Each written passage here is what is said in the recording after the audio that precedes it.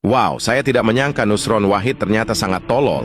Demi bisa merampok tanah rakyat, dia mengatakan, rakyat itu hanya punya hak pakai. Sebenarnya semua adalah tanah negara.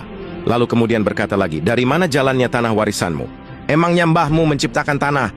Sejujurnya saya tidak tahu apakah agar diterima menjadi menteri, dia membuang otaknya lalu menggantinya dengan kotoran.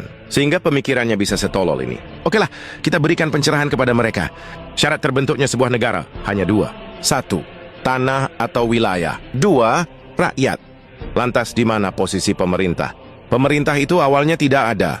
Dan sebenarnya tidak perlu juga ada. Sebab pemerintah itu hanyalah sebuah organisasi. Apakah organisasi itu sangat penting? Jawabannya tidak juga. Apakah ketika sebuah organisasi bubar, maka rakyat mati? Jawabannya jelas tidak. Lantas bagaimana tiba-tiba bisa ada organisasi di tengah-tengah rakyat? Jadi ketika rakyat itu semakin banyak, maka mereka bermusyawarah untuk mempermudah kehidupan mereka, maka mereka membutuhkan para pembantu. Maka mereka sepakat membentuk sebuah organisasi dan mereka menggajinya. Itulah asal mula pemerintah. Jadi ibarat negara itu adalah rumah, maka rakyat adalah majikan. Dan pemerintah adalah pembantu alias asisten rumah tangga. Pertanyaannya, apakah pembantu rumah tangga itu perlu? Ya, perlu juga sih. Karena akan mempermudah kehidupan kita. Tapi apakah kita akan mati? Atau tidak akan makan jika pembantu tidak ada? Ya, jelas tidaklah. Kan kita bisa masak sendiri atau beli dari rumah makan. Jadi seperti itulah peranan pemerintah di tengah-tengah rakyat. Nah, masalahnya para pelayan di negara kita ini dari awalnya sudah sangat culas. Jadi mereka sering menyamakan pemerintah sama dengan negara. Disinilah awal mula kesesatannya.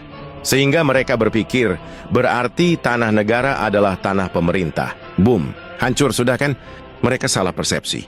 Lalu kemudian menggunakan persepsi yang salah itu untuk mengklaim apa yang bukan miliknya. Jadi perlu Anda ketahui pemerintah dan negara itu berbeda. Oke, untuk meluruskan pemahaman mereka, kita akan pakai istilah Yunani. Sebab Yunani adalah pusat filosofi dunia, di mana hampir semua konstitusi negara-negara di dunia itu diadopsi dari filsafat Yunani. Jadi negara dalam bahasa Yunani disebut hora. Hora artinya adalah tanah atau wilayah tempat tinggal manusia alias rakyat, kampung halaman atau negeri. Jadi ketika ada puisi berkata, negeriku yang indah elok permai, itu artinya adalah wilayah kelahirannya atau kampung halamannya.